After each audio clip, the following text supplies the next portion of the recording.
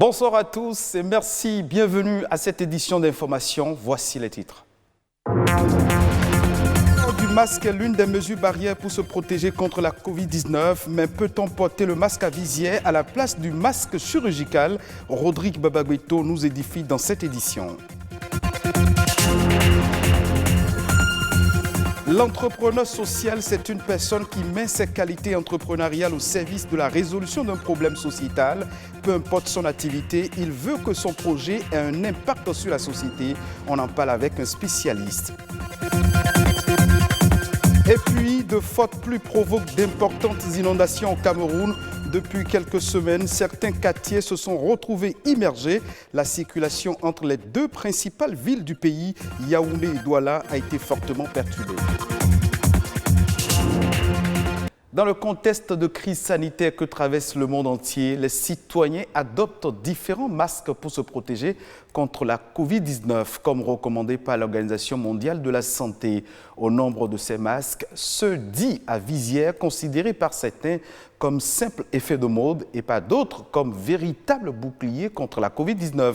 Mais qu'en est-il réellement? Le masque à visière peut-il suffire à se protéger contre le coronavirus? C'est à cette interrogation que s'est intéressée une équipe de la rédaction. Voici le reportage de Rodrigue Babagbeto.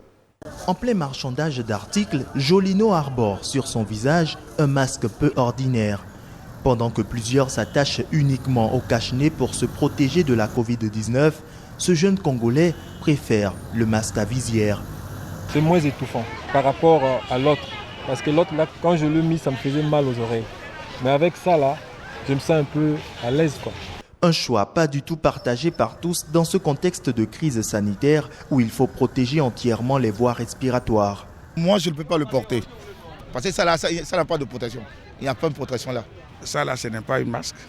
C'est quelque chose qu'ils ont porté pour faire un peu d'accord, comme on dit. Ça quoi, au moment c'est arrivé, c'est jusqu'à 35 000 francs la douzaine. Maintenant aujourd'hui, je pense que c'est à 2 000 francs la douzaine. Composé d'une couverture transparente en plastique et une monture comme des lunettes faites dans la même matière, ce masque se retrouve sur plusieurs étalages ici, au marché d'Antokba. Son prix, 300 voire 500 francs CFA.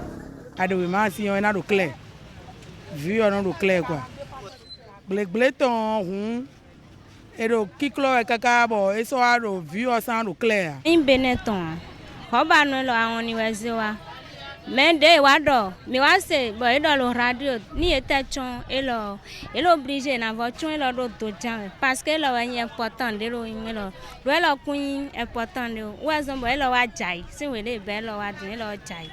Mais cette assertion est-elle vérifiée? Docteur Brissier Domont dispose dans sa pharmacie de toutes sortes de masques.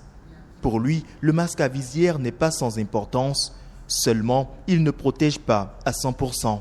Vous avez les masques chirurgicaux, les masques KN95 ou FFP2, qui sont des masques de protection respiratoire. Mais le virus peut également pénétrer à travers les yeux. Donc il y a un risque qui n'est pas négligeable, contre lequel on lutte en portant la visière. Mais lorsque vous êtes dans un environnement confiné, les particules du virus qui peuvent rester en suspension jusqu'à 3 heures de temps en fonction des conditions climatiques peuvent passer en dessous de la visière de protection et donc vous contaminer. Arborer simplement un masque à visière n'est donc pas synonyme de protection contre le coronavirus. Un masque chirurgical ou réutilisable, en plus du masque à visière, tel est le bouclier parfait. C'est un espoir qui s'émousse. Ce 1er septembre, le laboratoire français Sonafi a annoncé que l'essai clinique international de phase 3, qui testait l'efficacité de son médicament Kevzara dans le traitement des formes sévères de la Covid-19, n'a pas donné de résultats concluants. Cet essai, qui a pris en compte 420 patients, a été mené en Argentine, au Brésil, au Canada, au Chili, en France, en Allemagne, en Israël, en Italie, au Japon, en Russie et en Espagne. Venons-en maintenant à l'entrepreneuriat social. C'est un concept qui fait place à l'efficacité économique dans une entreprise. Il vise à créer une activité qui soit viable afin de satisfaire les besoins sociaux et environnementaux de l'entreprise. L'entrepreneuriat social consiste aussi à participer au renouveau des modèles économiques dominants ayant montré leurs limites. Pour mieux cerner ce concept, Lionel Fifonsi, spécialiste, nous édifie davantage. Le tableau, pour le lire, c'est qu'il y a 3 niveaux. Et ces 3 niveaux-là sont bien sûr dans ce que nous appelons l'écosystème. Que ce soit les êtres, même l'entreprise qui a été créée. Pour ce premier cadran, il y a 2-3 têtes. C'est des têtes pensantes. L'être humain est en amont et en aval de toute chose. C'est le secteur primaire pour nous, ce niveau. Vous avez un autre monsieur ici qui est chargé de faire d'autres récupérations de débris végétaux. Il arrive à son niveau, lui, à transférer ça. Il y a un autre monsieur ici qui est au niveau du secteur secondaire. Et ce sont eux qui travaillent à partir de ces débris-là pour finalement avoir ces assiettes que vous avez. Voici les hélices d'un avion pour pouvoir transporter cette technologie, cette innovation dans le monde et dans l'espace. Ici, vous avez les végétaux, vous avez un bateau et vous avez l'élevage, les éléments de l'élevage. Voici des oiseaux. On peut véritablement transformer ces matières premières et en créer une activité. Il y a eu un point noir quelque part au niveau du 3e parent pour dire que entreprendre n'est pas si aisé, si facile. Et l'un des animaux qui effraie le plus de par sa force, de par sa vigueur, c'est beaucoup plus le buffle que nous avions. Et vous verrez les cornes de ces buffles-là, pour dire qu'il faut véritablement avoir le courage dans cette phase sombre de la vie entrepreneuriale pour pouvoir avancer. Nous avons aujourd'hui le numérique, la digitalisation. Vous aviez vu les points 0, 1, etc. jusqu'à l'infini pour dire on a tous ces outils-là à notre disposition aujourd'hui, nous jeunes de l'Afrique, pour pouvoir évoluer. Le IFA Trans, le I pour nous c'est l'information. Le F c'est la formation. Donc vous avez l'information et la formation pour véritablement agir. Et le A donc c'est l'action, il faut agir. La lordose lombaire n'est pas une maladie comme certains le pensent. Elle est plutôt une partie indispensable au squelette de tout être humain. Quand les anomalies surviennent, on parle d'hyperlordose lombaire. Elle résulte souvent de nos différentes postures, de la grossesse, des chaussures que nous portons et parfois des sacs à dos très chargés ou inappropriés. Le mal n'échappe pas les enfants, mais dans certains cas, il peut être traité. Les précisions dans ce reportage. Le squelette humain est composé, entre autres, de la colonne vertébrale et de la lordose lombaire. Cette partie du corps, pourtant considérée à tort comme une maladie, est essentielle pour tout être humain. La lordose lombaire, c'est la courbure de la colonne vertébrale qui donne une concavité postérieure au niveau de la zone lombaire, au niveau du rachis lombaire. C'est-à-dire le creux que nous voyons immédiatement après les fesses. On a besoin de cette lordose pour avoir une bonne résistance au niveau de la colonne vertébrale. Lorsque nous avons des creux qui vont dépasser 5,5 cm actuellement au Bénin, on peut parler donc d'une lordose qui dépasse déjà notre norme. Il faut donc parler d'hyperlordose lombaire en cas de maladie. La pathologie peut être congénitale ou non. Toutefois, certaines habitudes telles que le port de chaussures à talons peuvent constituer des facteurs de risque.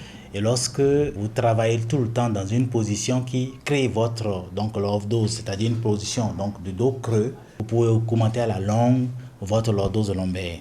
Chez les dames, le port de grossesse, le port de sac à dos par exemple, quand c'est trop lourd, vous allez aussi augmenter la colonne lombaire. Chez les apprenants, le port de sac à dos inadapté prépare à une hyperlordose lombaire. Et si les enfants trouvent normal de tout porter pour éviter les corrections à l'école, les parents sont appelés à plus de vigilance. Il faut savoir que vous ne devez pas mettre plus de 10% du poids de l'enfant dans le sac. Si le sac pèse plus de 10% de son poids, c'est mauvais. Autre chose, il faut que l'enfant soit bien chaussé. Parce qu'il peut être bien chargé, mais s'il est chaussé correctement et que sa chaussure n'a pas des talons qui projettent son tronc vers l'avant, il n'y a pas de problème. Troisième élément, c'est que le sac doit être un sac adapté à l'enfant. Il ne faut pas acheter les gros sacs des adultes à son enfant. Le sac doit pouvoir s'arrêter au niveau donc des fesses. Si tous les cas d'hyperlordose lombaire ne peuvent être soignés, certains peuvent par contre être corrigés. On peut rendre souple la colonne lombaire de façon à ce que cette colonne lombaire, lorsque même elle a une hyperlordose, qu'elle puisse vraiment faire le mouvement donc antéro-postérieur sans problème. Si c'est une personne déjà qui a un certain âge, on peut lui apprendre à faire des gestes pour pouvoir recorriger ça. Mais si c'est un enfant, il faut alors savoir qu'est-ce qui est la cause. Est-ce que c'est dû à la charge donc de son sac, etc. Mais mieux vaut prévenir que guérir. De saines habitudes peuvent aider à garantir une plus longue durée de vie à la colonne vertébrale et aux disques intervertébraux.